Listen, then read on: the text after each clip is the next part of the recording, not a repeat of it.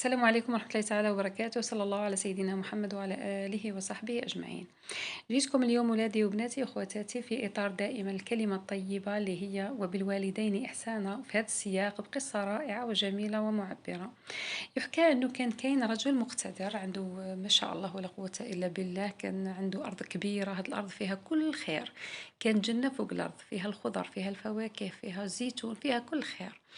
عنده الغنم، عنده اللي يخيل، عنده ما شاء الله ولا قوة إلا بالله. وفي وسط الأرض نتاعو كان باني الفيلا نتاعو، ساكن فيها هو والزوجة نتاعو والوالد نتاعو. ولأنه الأرض نتاعو كانت كبيرة بزاف، وكان في وقت جني الزيتون أو جني بطاطا أو جين أي محصول من المحاصيل كان يحتاج إلى العمال، فكان باني في الأرض نتاعو غرف. هذه الغرف لما يجيو العمال من أماكن بعيدة يستعملوها، يعني يبقاو فيها نهار زوج وثلاثة حتى يكملوا خدمتهم، يخلصوا دراهمهم ويروحوا.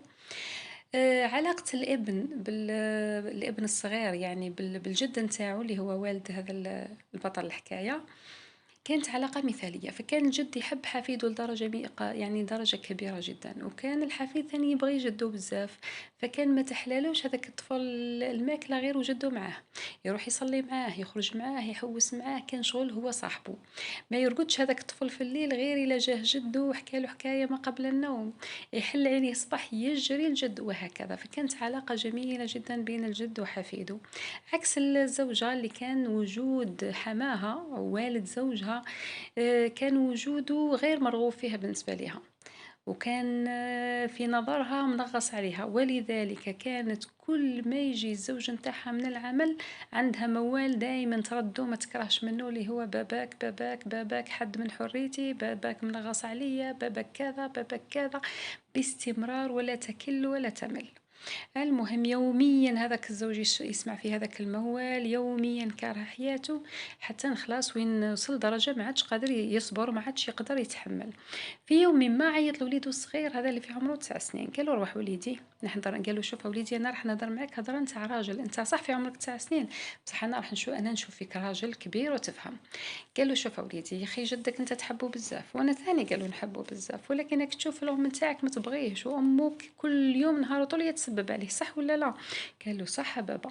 قال له شوف وليدي هاني لقيت حل يرضي جميع الاطراف.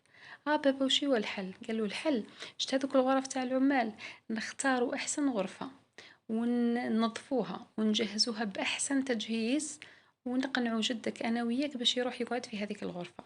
لكن قال له هذا الحل ما راحش ينجح، مستحيل ينجح الا اذا عاونتني. كيفاش نعاونك يا بابا؟ تعاوني انه علاقتك بجدك ما تتغيرش، تبقى كيما راها، كل يوم تجيه تاكل معاه تخرج معاه تصلي معاه. هذه الطريقة الوحيدة اللي تخليني نتهنى على باباك يقعد في الغرفة. وش رايك يا وليدي؟ قال له ايه بابا نقابل. قال له مالا شوف، انايا دوك نروح ننظف هذيك الغرفه، ننظفها مليح مليح، وانت وليدي روح للدار، جيب جيب جيب وساده جديده، جيب درا جديد، وجيب لحاف جديد باش نفرشوه لجدك، ونروح نقلعوه. خلاص يا وليدي خلاص. راح الاب هذاك ينظف في هذيك الغرفه، وراح طفل للدار، هز درا جديد وهز الحاف جديد وساده، وهز معاه مقص، وراح. كي راح لقى باباه خلاص كمل نظفها وكامل، باش راح هذاك الطفل باش دار له ساده، وراح باش يفرش الدرا. قبل ما يفرش الدرا وقبل ما يفرش اللحاف، بدا يقص في الدرا ويقص في اللحاف. عيط عليه باباه، يا وليدي، قال له ما قلتلكش قوس؟ قال له الدرا فرشو والحاف باش يتغطى بيه، علاه تقص فيه؟ قال له يا بابا انا راح نقص الدرا باش نخبي نصه، وراح نقص الحاف باش نخبي نصه. علاش تخبي نصه؟ نخبي نصه ليك يا بابا، باش كي تكبر نجيبك لهذه الغرفة ونفرش لك نص الدرا ونغطيك بالنص الاخر تاع الحاف. كي يسمع الاب هذه الكلمة سكت، سكت شغل واحد ضربه بكف. بدا يفكر يفكر يفكر، فكر انه هذه الارض الكبيره في الحقيقه هي تاع باباه، باباه هو اللي شراها، هو اللي بناها. هذه الارض تاع هذه الغرف تاع العمال، باباه هو اللي دارهم. هذا الخير كل خير باباه، وفي النهايه راح يرميه في هذه الغرف في وسط العمال، وغدوه وليده راح يفعل نفس الشيء. بقى ساكت ساكت ساكت، ومن بعد قال لوليدو حبس حبس يا وليدي ما تقصش، وخبي خلاص خلاص خبي خبي الدرا، خبي اللحاف، هذه ماهيش فكرة وليدي، مستحيل نسمح لروحي انه جدك نحطه هنا في مع العمال. يلا وليدي نرجعوا للدار وننساو هاد الحادثة اللي ننساوها كامل. هنا القصة طبعًا انتهت. طبعًا لا تحتاج لا إلى تسطير ولا إلى تعليق، هي واضحة وباينة. كل ما في الأمر إنه الدنيا هذه اللي رانا عايشين فيها هي سلف ودين. يعني سلفت خير تلقى خير، سلفت بر تلقى بر، سلفت عقوق تلقى عقوق.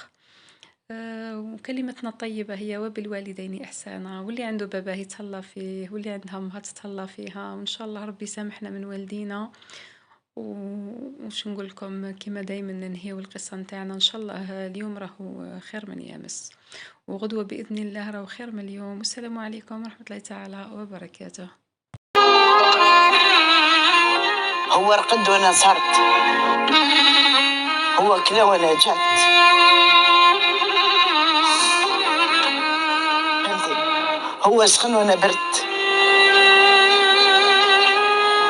باش نهار التالي نزيد روحي في دار حجاز.